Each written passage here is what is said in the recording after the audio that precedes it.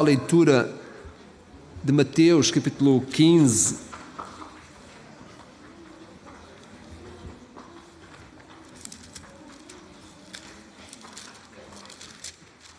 Este texto que nós vamos observar hoje é um texto que pode ser também encontrado em Marcos, capítulo 7. Na verdade, os dois textos completam-se, quer Marcos, quer Mateus. Marcos, há uma parte deste evento, deste episódio, que ele descreve de uma forma mais pormenorizada, e Mateus tem uma outra parte diferente. Se nós coletássemos estes dois textos e os pudéssemos pegar em separado e encaixá-los, daria aqui um momento muito bonito, esta evidência do que está aqui a ser dito esta manhã através deste texto. E nós queremos chegar a ler em conjunto, então, este texto de Mateus capítulo 15, verso 21. Partiu Jesus dali, retirou-se para os lados de Tiro e Sidom. E eis que uma mulher cananeia, que viera daquelas regiões, clamava: Senhor, filho de Davi, tem compaixão de mim. Minha filha está horrivelmente endemoninhada. Ele, porém, não lhe respondeu palavra. E os seus discípulos, aproximando-se, rogaram-lhe: Despede-a, pois ela vem clamando atrás de nós. Mas Jesus respondeu: Não fui enviado senão às ovelhas perdidas da casa de Israel. Ela, porém, veio e o adorou, dizendo: Senhor, socorre-me. Então ele, respondendo, disse: Não é bom tomar o pão dos filhos e lançá-lo aos cachorrinhos. Ela, contudo, replicou: Sim, Senhor, porém os cachorrinhos comem das migalhas que caem da mesa dos seus donos. Então Jesus lhe disse: Ó mulher, grande é a tua fé, faça-se contigo como queres. E desde aquele momento a sua filha ficou sã. Impressionante. Ao estudar esta passagem, meus irmãos, a primeira pergunta que me surgiu na mente foi esta: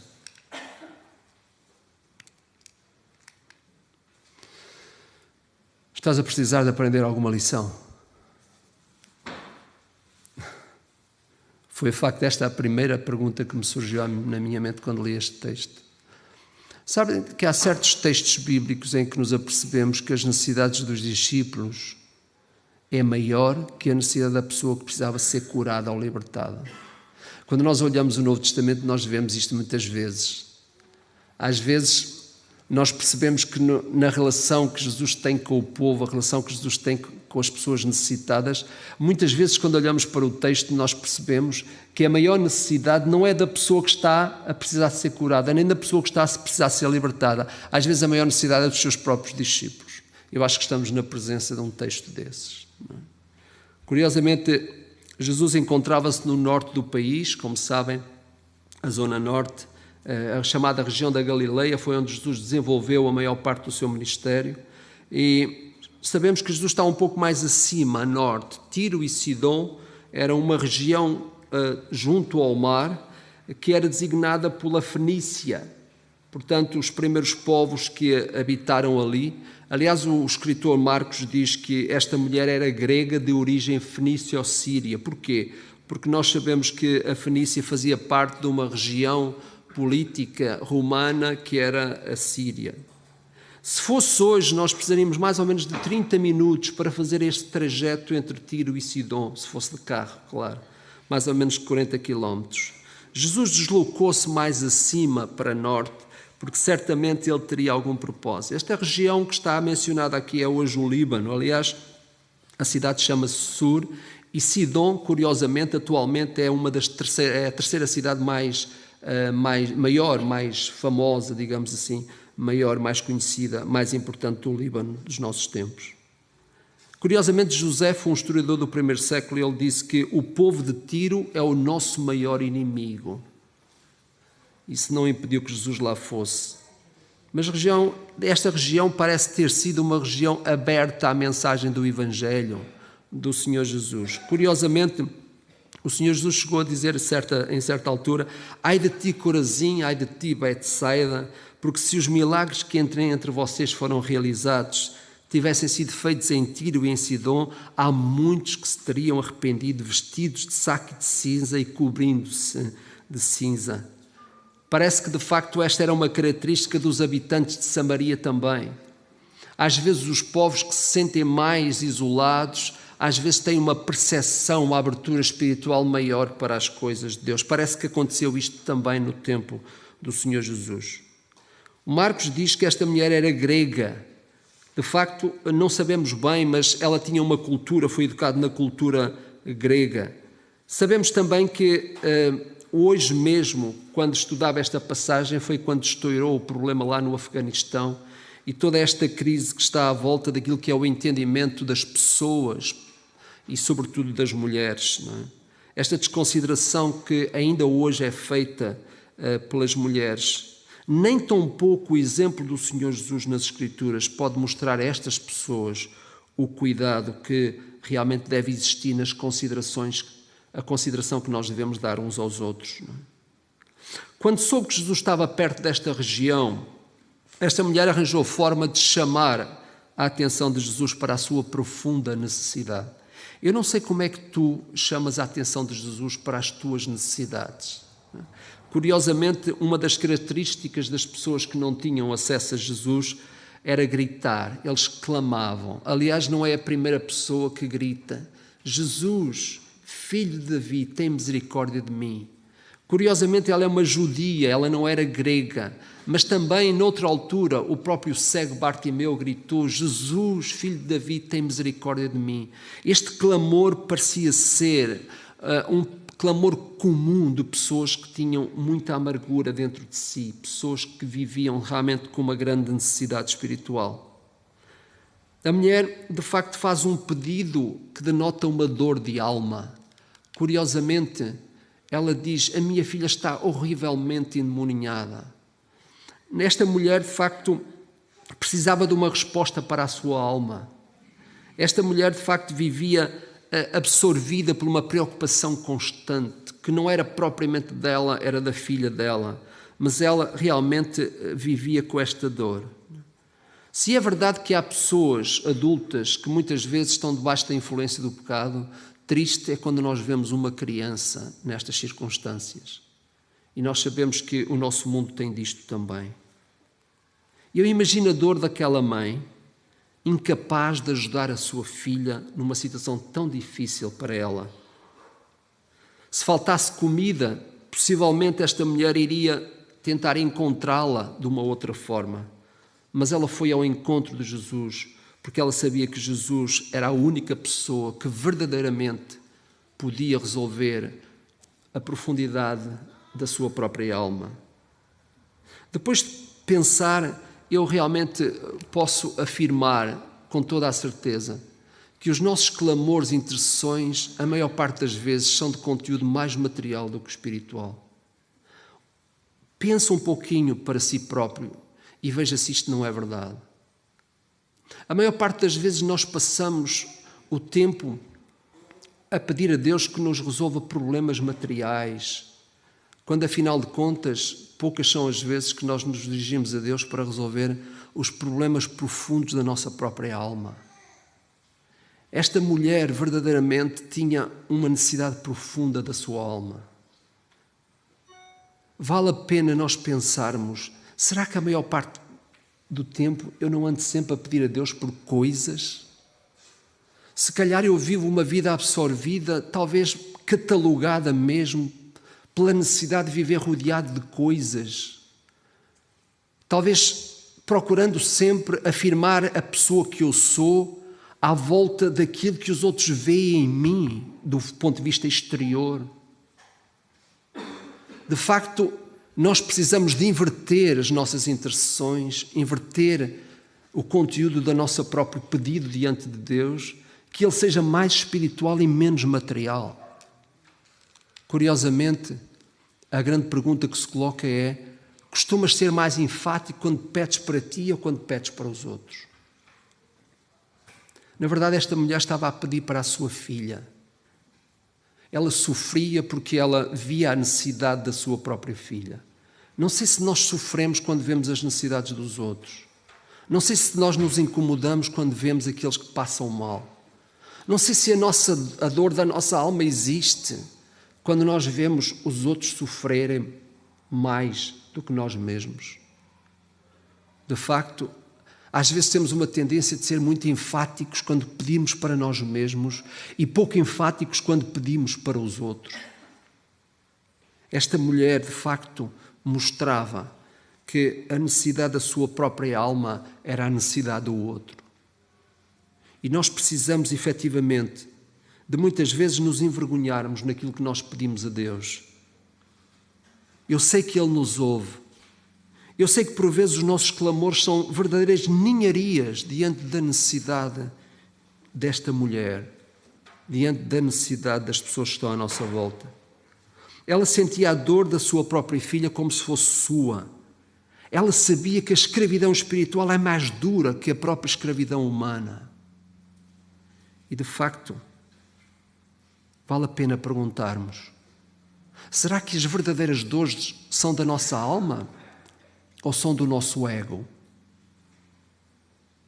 Será que os verdadeiros problemas da nossa alma nós encontramos em Deus a necessidade dessa solução?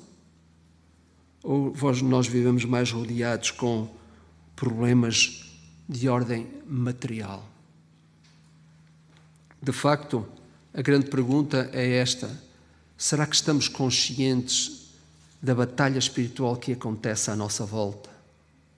Será que nós estamos capazes de perceber que a verdadeira batalha que se vive, ela não é material? Tudo acaba, tudo desaparece. O que nós temos hoje não levaremos connosco. A verdadeira necessidade, de facto, ela é espiritual. Será que nós olhamos à nossa volta e percebemos, nesta vida tão ocupada que nós vivemos, no tempo que nós temos nos nossos dias, será que nós paramos para interceder pelas necessidades do mundo que está à nossa volta, pelas verdadeiras batalhas espirituais que acontecem? Ainda esta semana a Madalena estava a partilhar comigo uma notícia sobre o grande desenvolvimento do culto satânico na Rússia. É impressionante. Nós vivemos momentos tão felizes no contexto daquilo que temos, vivemos tão felizes naquilo que é efetivamente a vida que nós levamos e nos esquecemos de que há uma batalha profunda a ser travada, que é a batalha que tem a ver com aquilo que nós não vemos, mas que existe de verdade. Essa batalha que Jesus fez no seu tempo e que Ele pediu que nós fizéssemos. Essa batalha que Ele quis fazer com os seus discípulos naquele momento derradeiro antes da sua morte e que eles adormeceram. Há tanta gente dormente para com aquilo que na verdade é a realidade espiritual do nosso tempo. Às vezes nós próprios não nos apercebemos da dor dos outros porque estamos centrados em nós mesmos, muito preocupados com as nossas ninharias. Não conseguimos ver a profundidade da necessidade do outro que está à nossa volta. Esta mulher mostra-nos. Mas mais do que isso, é vermos a reação dos seus discípulos. Eles incomodados com aquilo que estava a acontecer, com o barulho, o ruído daquela voz, sugeriram a Jesus: manda-a embora. Ela vem gritar atrás de nós o tempo todo. Que coisa, que incómodo nós temos. Quando alguém grita, um bebê chora, alguma coisa acontece. Somos incomodados nos nossos silêncios, na nossa tranquilidade. Temos direito ao nosso tempo, temos direito ao nosso silêncio, temos direito às nossas férias, temos direito a tudo, é só direitos. E às vezes é mais fácil, de facto, mandar os outros embora. Às vezes é mais fácil cortar com o barulho à nossa volta para nós sermos tranquilizados. Por vezes a solução que encontramos para as necessidades da alma é mandar embora, é fingir que não é connosco, ou talvez até considerar aquela pessoa como coitadinha, está a sofrer, ou talvez até esquecer, ou fingir que não é real. Ou mesmo mostrarmos ocupação demasiada para não podermos responder, ou talvez até nos sentirmos incapazes de ajudar, porque às vezes faz jeito sermos incapazes. para os discípulos do Senhor Jesus foi mais importante o incómodo do ouvido do que a dor espiritual da alma. E eles eram discípulos, estavam a ser treinados pelo Mestre. Se era verdade esperar uma resposta o mais favorável possível à dor da alma daquela pessoa, essa resposta tinha vindo dos seus discípulos. Eles estavam a ser treinados, estavam a ser preparados para uma missão maior. Mas, de facto, a dor que chegava aos ouvidos era mais forte que a dor da alma daquela mulher. Que coisa impressionante. Ainda hoje nós somos melhores a querer resolver o mal-estar físico dos outros do que o mal-estar espiritual. Às vezes até consideramos que o mal-estar físico é mais urgente que o mal-estar espiritual.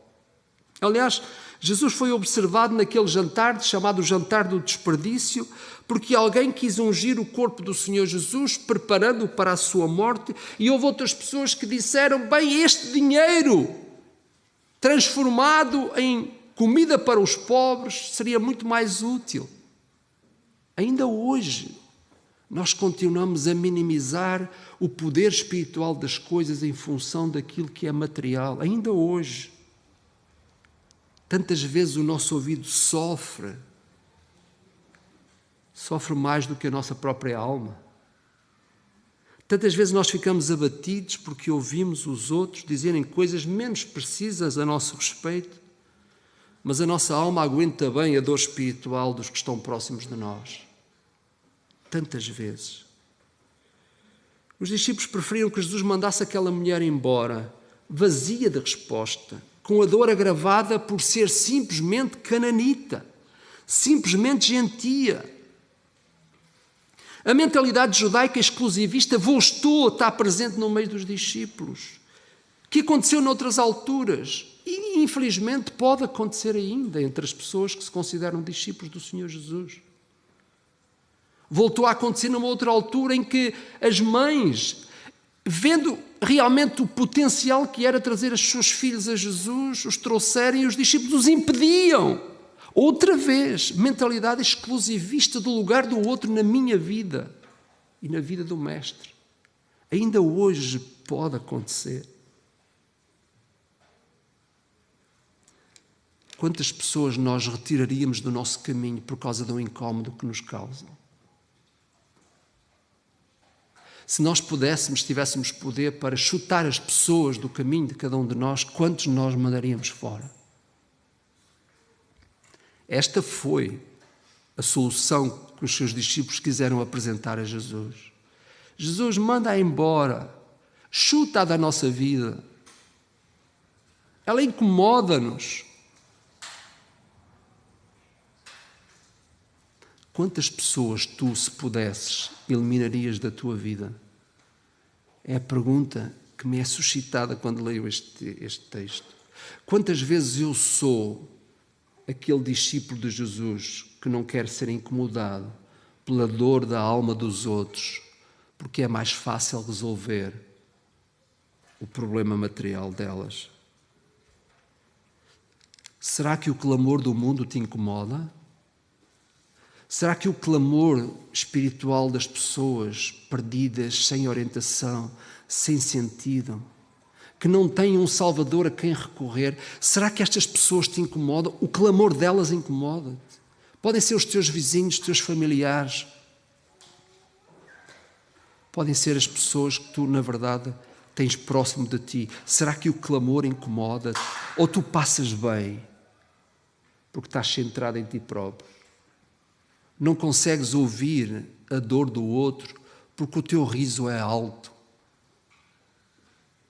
Estamos perante uma situação em que o Mestre, de facto, precisa de dar uma resposta. Meus irmãos, a resposta do Senhor Jesus é surpreendente.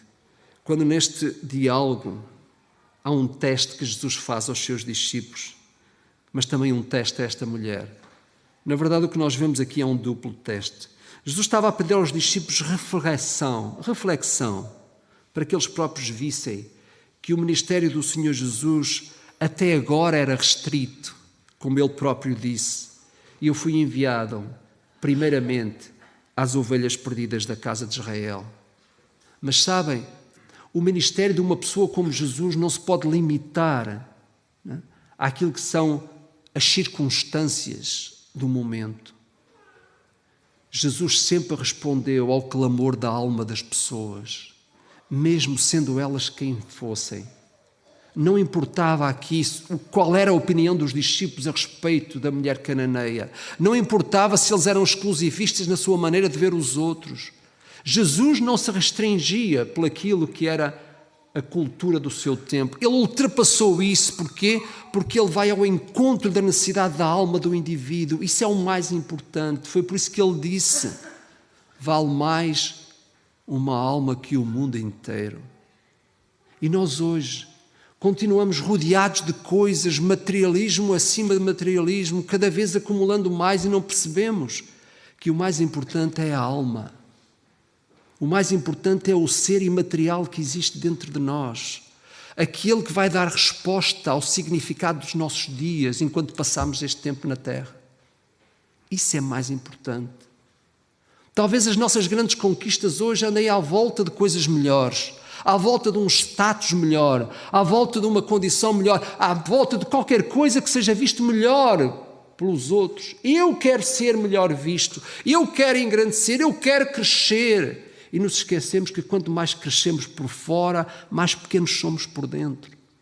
A nossa alma se diminui porque nos perdemos na grandeza das coisas que não têm valor. Jesus disse: buscai em primeiro o reino, e nós continuamos a não perceber o que é isso. Estamos desafiados perante um texto. Porque é que Jesus foi a Tiro e Sidom se ele não queria que os judeus daquela terra se convertessem? Não faz sentido. Jesus tinha toda a gente encaixado na sua missão. Porque é que ele atravessou Samaria para se encontrar com aquela mulher que tinha uma profundidade, um desejo profundo na sua própria alma? Ninguém gostava dela, abandonada por 5 maridos, e agora estava com outro que também não mostrava amor. São a estas pessoas que Jesus procura. Ele atravessa quilómetros, ele dá a volta que for para chegar às pessoas que manifestam carência na sua própria alma. Foi por isso que aquele judeu orgulhoso, quando se chegou ao templo, pôs-se lá de pé para que todos o vissem. Oh Deus, eu não sou como o outro, aquele que está ali, apontando para o miserável do pecador, ao canto, que nem queria que ninguém o visse. E ele dizia: oh Deus, tem misericórdia de mim, que sou um homem pecador. É nesta necessidade intrínseca da alma que nós encontramos mais Deus. Não é na fartura das nossas coisas. Não é na procura do status. Não. Estamos enganados hoje. A mulher faz prova que o título Filho de Davi não foi uma frase destinada a impressionar Jesus. Ela veio e adorou-o, prostrou-se diante do Messias. Ela provou que sabia quem Jesus era. Ela era judia, mas sabia aquilo que os judeus não sabiam, que Jesus era o Messias prometido. Impressionante. O primeiro apelo foi por misericórdia. O segundo pedido é por socorro. A situação da dor espiritual desta mulher não a impedia de saber quem Jesus era. Quando lhe chamou primeiramente Jesus, filho de Davi, esta mulher estava a dizer: eu também desejo ser parte do teu povo. Mas a segunda vez que se dirige a Jesus, ela vem para o adorar e chama-lhe Senhor. Com esta afirmação, ela sai da relação dela atrás de um povo para se colocar diante do Senhor, pedindo que Ele mantivesse com ela uma relação pessoal, de pessoa para pessoa. As necessidades da nossa alma não são resolvidas pelo grupo, não são resolvidas fazendo parte de uma comunidade. Os verdadeiros segredos da nossa alma não se resolvem por trás do facto de que eu pertenço a uma igreja, eu pertenço ao povo de Deus. As verdadeiras necessidades da nossa alma estabelecem num plano relacional com o Messias. Foi o que ela fez. Já não é mais o povo com o que ela se identifica. Ela gostaria de ser parte do povo de Deus, mas mais do que isso, ela quer ser parte de uma relação com o Mestre. E ela diz: Senhor. Ela mostrou que a sua visão do Mestre era mais profunda que a visão do judeu comum. Ela mostrou que a ansiedade da sua própria alma era maior que a ansiedade da alma dos próprios discípulos dele. Esta mulher não vê Jesus apenas como descendente carnal do rei Davi. Ela vê Jesus como o Deus que merece ser adorado, por isso se curvou na sua presença. Ainda que Jesus não respondesse à sua aflição, ele, Jesus, merecia a sua adoração. Que coisa impressionante. A resposta que Jesus dá a esta mulher realmente é pedir que ela prove a sua própria fé. Jesus acompanha a profundidade da alma desta mulher com a profundidade da fé que era necessária. Havia aqui mais do que um milagre a ser feito. Havia aqui uma mudança de paradigma, uma mudança de circunstância. Com este pedido, a mulher desafia Jesus a alargar os limites da sua missão.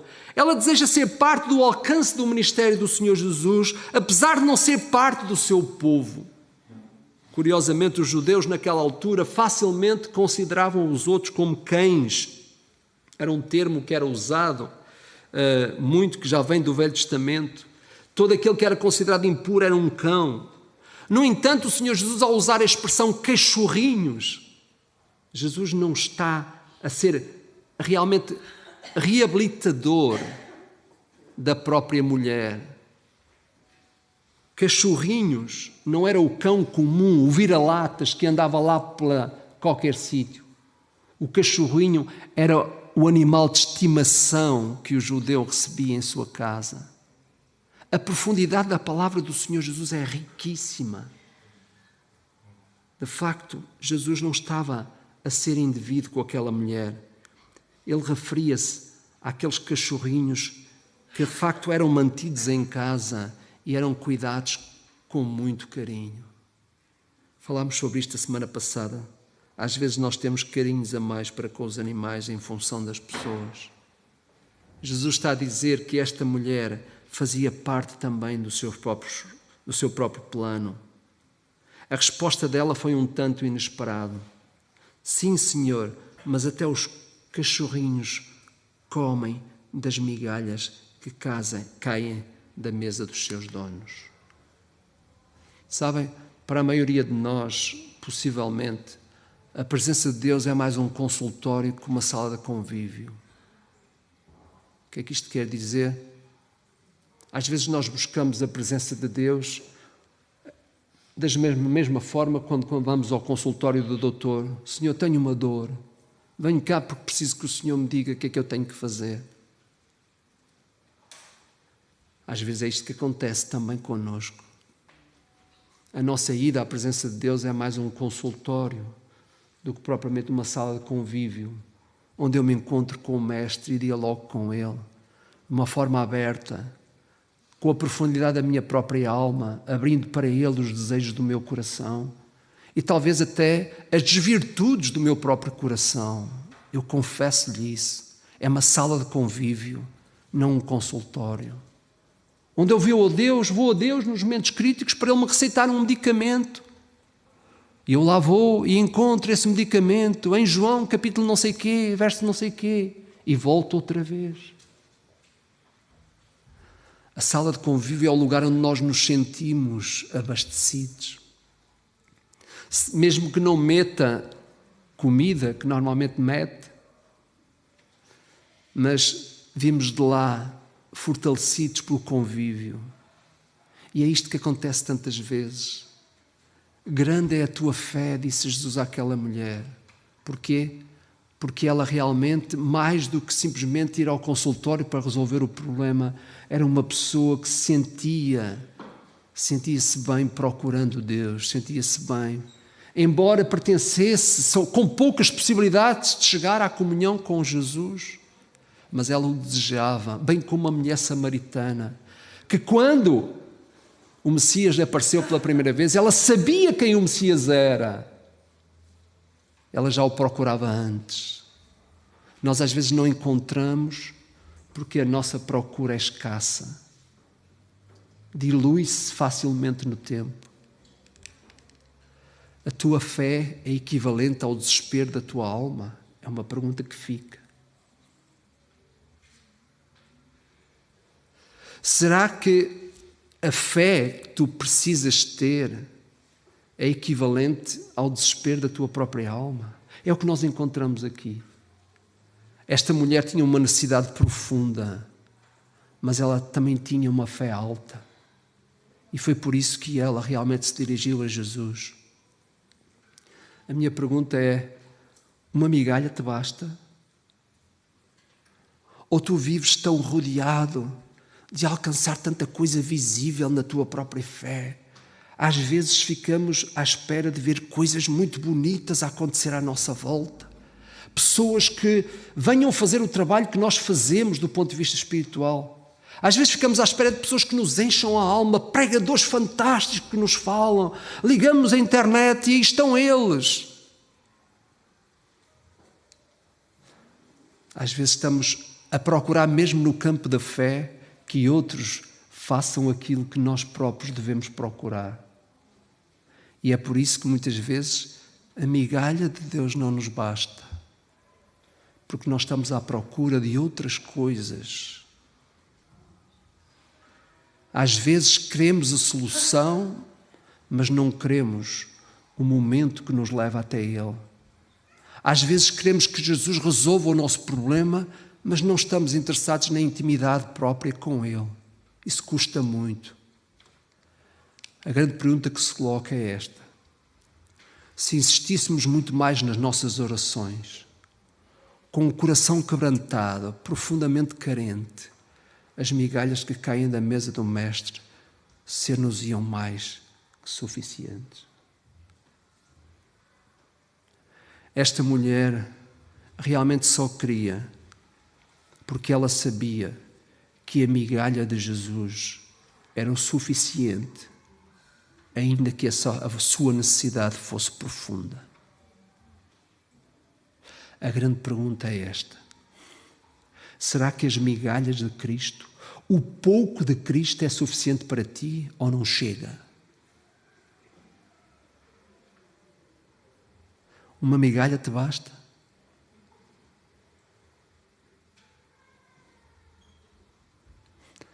Porquê é que Jesus disse: grande é a tua fé? Porque aquela mulher olhou para Jesus e percebeu que até o pouco em Jesus seria muito para ela. E nós hoje andamos na vida cristã há não sei quantos anos e parece que nada basta. Tudo de Deus é pouco. E andamos num frenesim constante, procurando encontrar o fortalecimento da nossa fé, talvez em coisas fantásticas, quando afinal elas aparecem na migalha que cai da mesa de Deus. Deus nosso, obrigado, Senhor, porque Tu não falhas nunca. O pouco que vem de Ti é suficiente para a necessidade da nossa própria alma. Ó Senhor, muda a nossa visão das coisas, que ela se concentre na verdadeira realidade e necessidade da nossa própria alma. Nós vamos conseguir dizer como o salmista: assim como o veado anseia por águas vivas, assim a minha alma suspira por Ti, ó Deus. Ó Deus, até podemos estar muito próximos da igreja, mas longe de Ti. Podemos estar próximo dos outros irmãos em Cristo, mas as nossas idas constantes são ao consultório e não à sala de convívio. Em dias como estes que vivemos, Senhor, quando a realidade daquilo que Jesus disse que aconteceria está a tornar-se cada vez mais real, o mundo está perdido, os governos que pensavam que tinham o controle nas mãos estão desesperados, os poderosos estão confusos. Ó Deus, nós te pedimos que nos ajudes a sabermos ler os tempos e as estações e perceber que o melhor lugar é aquele que se vive junto do bom pastor, o único que ainda hoje continua a dar-nos as águas tranquilas, que refrigera a nossa alma, que nos guia no caminho da justiça. Pai, ajuda-nos a compreender que mesmo rodeado de tanta coisa à nossa volta, vivendo no lugar bonito da cidade, podemos continuar carentes, profundamente carentes na nossa própria alma, porque ela se satisfaz somente em Ti. Ajuda-nos a perceber isso, Senhor, para que seja grande a nossa fé. Em nome de Jesus. Amém.